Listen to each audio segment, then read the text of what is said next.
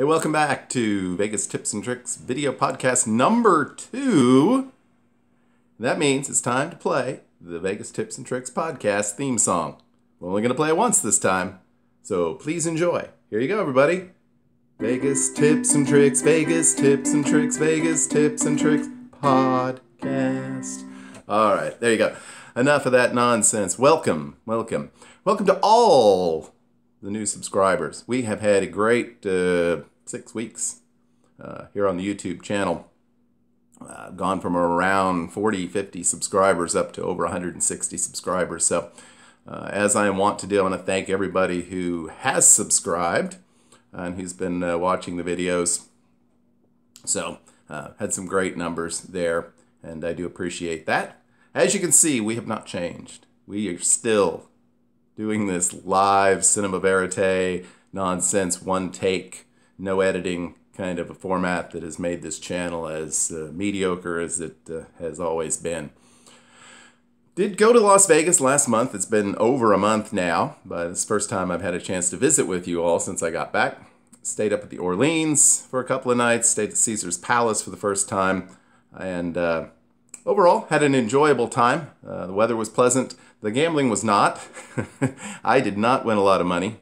I did not win any money. It was a very, very poor trip for gambling purposes. But I made a lot of videos. I probably made a lot more videos than I would have if I had been winning big. So there are many, many more videos to come. Some of them may never see the light of day because they weren't that great. But you will get an opportunity to view even more exclusive Vegas tips and tricks content over the next couple of months. I continued my series of walking through shopping malls all over Las Vegas so that you don't have to. I rode every single tram that I could find, including a live take on the Las Vegas monorail. That'll be coming up soon. That's 15 minutes of sitting on the tram with me, enjoying the limited views. But once again, I wrote it, so you don't have to. You can see what it looks like, what you'll experience if you do that. But this is actually a podcast where I'm going to talk about a few things. This channel originally sort of became what it is as an outgrowth of my Facebook group, which is also called Vegas Tips and Tricks. Please feel free to follow the links, and I think most of the videos have a link.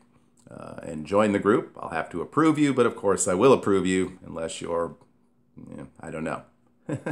But you'll be approved, and you can see the daily Vegas tip.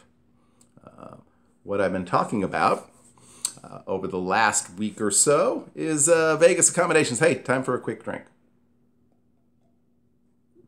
There we go. Is some of the exciting different Vegas accommodations. One thing I pointed out is I don't think your choice of a hotel is that big a deal in Las Vegas. And yet I think people really, really obsess over it. Maybe because there's so much to choose from that people are like, where should I stay? Where should I stay?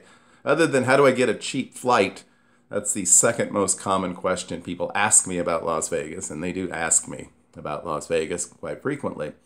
So the first thing I would say is it doesn't make that much difference, all right?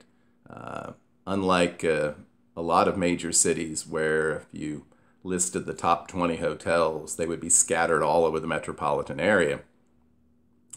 Most of the top Las Vegas hotels are scattered along a 3 or 4 mile stretch of Las Vegas Boulevard that we like to call the Strip. And while there are certainly some more luxurious hotels and some less luxurious hotels, most of them are pretty darn good places to stay. Unless, of course, you go visit our friends over at TripAdvisor, who do not sponsor this broadcast, and you will discover that every single hotel has just terrible, terrible problems. The way I would ask you to think about it is this. You're talking about hotels with 2,000, 3,000, 4,000, 5,000 rooms. I don't know what all of you do for a living, but if you have any contact with customers, imagine having intimate contact with 4, 5, 6,000 people every day. And imagine the odds that all of those contacts are going to be positive. And then read the TripAdvisor reviews. But yeah, you could get a bad room anywhere. And you probably have a better chance of getting a poorly cleaned, poorly maintained room in an older budget hotel than you do in the newest, latest, and greatest place. So that's something to think about. But I've stayed in most of the budget accommodations in Las Vegas, and to be honest, they were all pretty much fine. The only thing I would advise, particularly if you are a first-time visitor to Las Vegas, is to make sure you stay on the Strip. And by on the Strip, I don't mean the Stratosphere, which is kind of out there by itself, or the SLS, which is out there by itself, or Circus Circus, which is out there by itself. By the way, I have positive things to say about all three of those casino, hotel, resorts. I like all three of them in their own way, but I wouldn't advise you to stay there because you're going to spend a lot of time just getting to where you want to go, which is frankly the center of the Strip. And traditionally speaking, people kind of define the center Strip as the area right around Caesar's Palace and Flamingo and north a ways, but when I kind of did my hotel recommendations this past week, I kind of stretched the center Strip a little further to the south and kind of pushed the North Strip hotels a little bit further south as well, because really when you start looking at it, you know, most places you're like, oh, well, you know, Wynn or Venetian, maybe Treasure Island, that's it. As far as North Strip properties you'd want to stay at. So just to kind of give a rundown on what I did talk about as far as my top hotel recommendations, and if you've got other recommendations, please leave them in the comments. They're down below over here, maybe on this side. I don't know.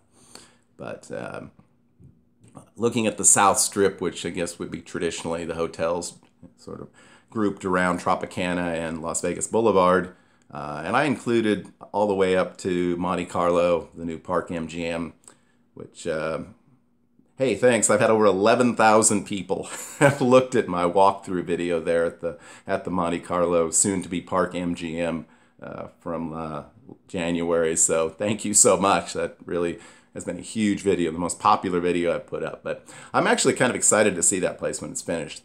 Some people, you know, I've seen the preview rooms. Some people don't like it. I don't know. I kind of like it. It's pretty basic, pretty simple. But anyway, I stretched the South Strip all the way up to that area, and then kind of did the Center Strip as being from the city center area up north, and included Caesar's Palace, included Cromwell and Flamingo, but then kind of cut it off there by the Forum Shops and the Link Promenade, and made everything north of there my North Strip recommendations. So as far as the South Strip, my choice of a budget property might be a little controversial. I've never stayed there myself, but I've seen a lot of room videos from there recently, and I think the public areas are at least tolerable now, and the rooms seem actually pretty nice, and that's Excalibur.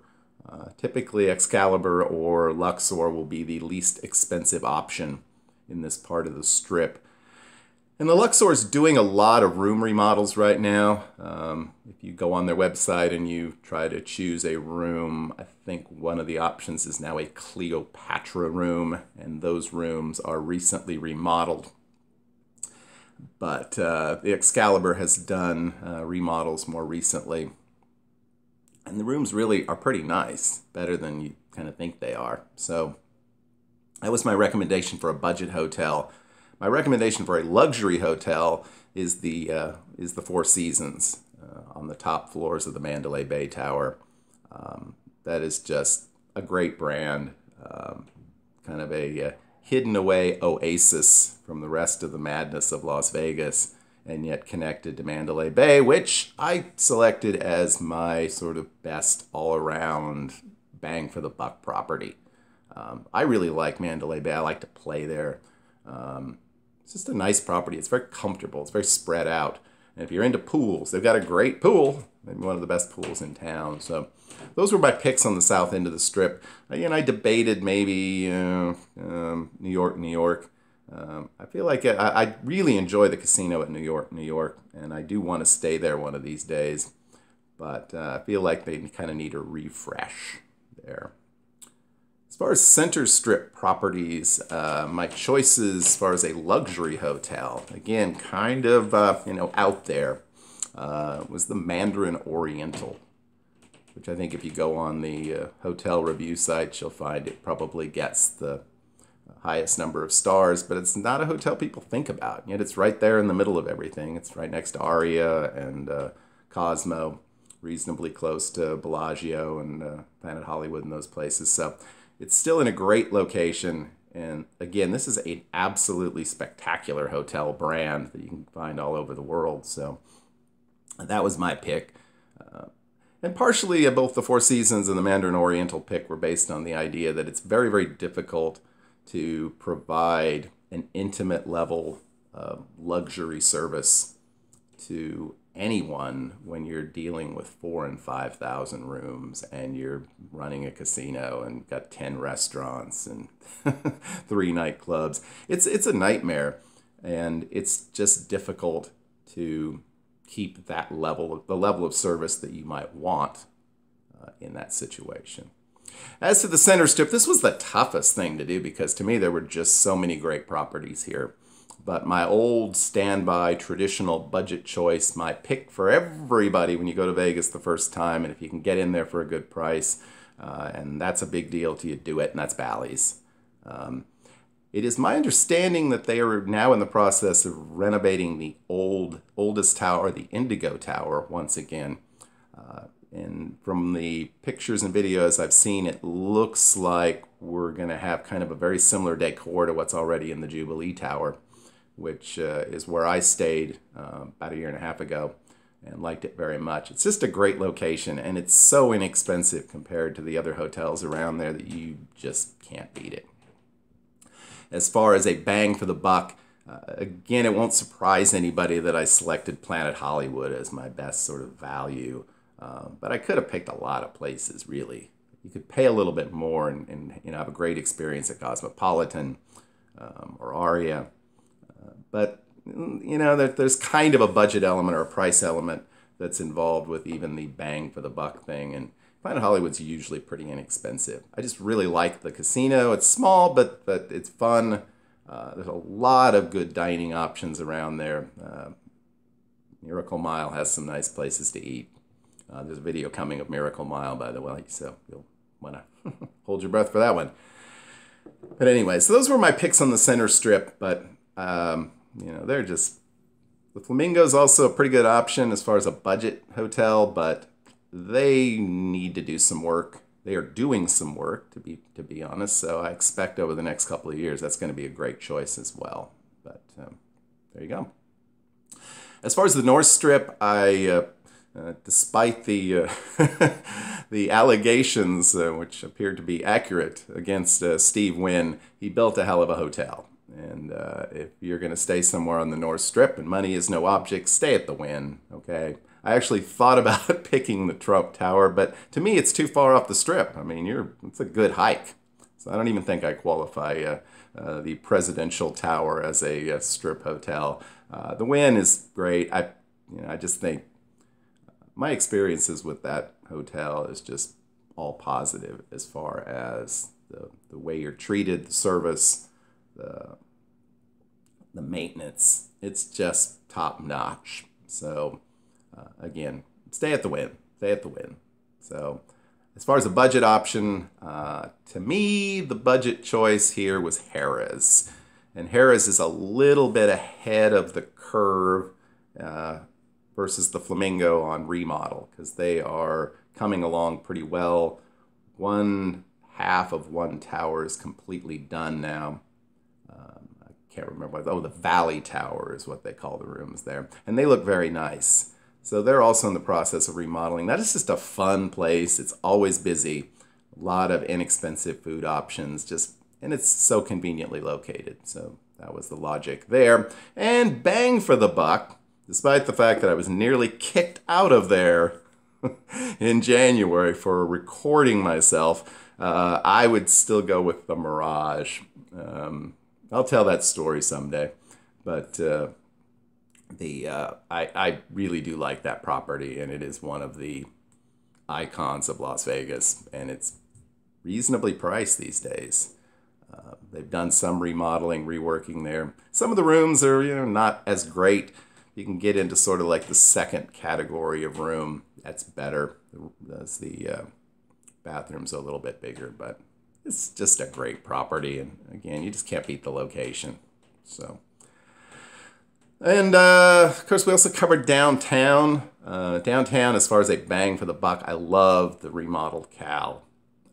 It's still very inexpensive compared to a lot of places. That hotel, the casino portion of the hotel, which I always found kind of dreary and boring, it's very sort of well lit and attractive now. I've always had good luck playing there, so that might have something to do with it. But I've had a lot of people that said they've had good luck playing there, so maybe the slots are particularly loose, as we like to say. As far as a budget option, I love the Fremont. I stayed there once 6 nights in a row, and the rooms are small, but they keep them clean, and it's just a nice hotel, and it is so easy to get from your room to the street with a nice stopover at Dunkin' Donuts if it's morning time for a cup of coffee. But it's just, it's right there in the middle of things. Otherwise, there's a lot of great budget hotels in downtown Las Vegas. But to me, the location there is a winner. No resort fees. No resort fees at the Cal either. So keep that in mind when you're looking at downtown properties, if you choose to stay downtown. So, and I normally wouldn't advise that till you've been to Las Vegas a couple of times. Finally, looked at some of the off-strip properties, and by off-strip in this case, I was really looking more at properties fairly close to the strip. Otherwise, I would have once again talked about places like Red Rock, which I love, the M Resort, which I love, Green Valley Ranch, which I love. But I tried to stick to areas that were more or less a hop, skip, and a jump away from the strip. Along those lines, my luxury choice was the MGM Signature. There are a number of hotels in Las Vegas. You could also look at like Elara, Jockey Club, Polo Towers, even the Vidara, the Palms Place, that were built originally more along the lines of timeshares or apartments, condominiums. And so they have kind of a different feel to them. The MGM Signature rooms are a lot like little miniature apartments. You get like little kitchenettes, and it's a little bit remote. But, you can walk to things. There's actually a tunnel that'll take you, tunnel walkway, that'll take you to the MGM Grand proper. But you probably go out on the street and you could be in the area around Planet Hollywood, Paris, that area pretty quickly. So there you go. And then for my budget choice, as always, I'll choose my friends at the Orleans, who are always good to me. Just a lot to do around there. You can look at my walkthrough video I did a few weeks ago. A lot of restaurants, from fast food to pretty good food. Decent buffet there that they've just remodeled. The rooms are, they're getting a little long in the tooth, but again, this is a budget option here. It's a decent sized pool. There's a bowling alley. It's just, it's not even a bad place for kids because there's a lot of stuff for them to do there. So that's my budget choice. And then my bang for the buck choice, I went back and forth a little bit on this, particularly since they're also in that remodel process, but I selected the Palms. Be interested to see exactly what Station Casino, which just purchased them a year or so ago, does with that property. They're remodeling the casino, but it's my understanding we're probably only a couple of months away from that being finished. I've always liked the rooms there, and again, a very reasonably priced option for someone that wants something a little bit nicer. And it's very close to the Strip. You're very close to the Rio. You're very close to the Gold Coast. If you want to change of pace for a little while. So those are my hotel recommendations. Again, I encourage you to comment below with some of your hotel recommendations, your feedback on that. We're going to be doing these video podcasts probably like this. This is about 20 minutes right now, so probably around 15-20 minutes, hopefully about once a month. It's kind of a change of pace, and again, to cover some of the same topics that have been covered in the Facebook group. So join our Facebook group. I know a number of people have probably come over there from here and vice versa.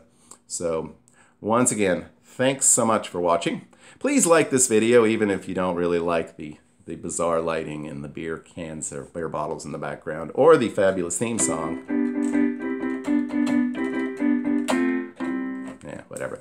I'm still planning this spring with some of the great Donald Trump bonus money that I'll be receiving. I'm looking into getting myself a nice still camera, Canon of some sort probably. And so perhaps the next video you see will look somewhat more professional. But you're never going to see those kinds of fancy graphics on this channel. Well, unless I start getting 10,000, 100,000 subscribers, and we'll look into that. But anyway, thanks so much for watching. Hope you have a great weekend. Thanks for subscribing to the channel if you have. And please do if you haven't, because you get more of me and more of me having a quick beer with you here on YouTube. All right, have a great weekend. Thanks for watching, and bye-bye.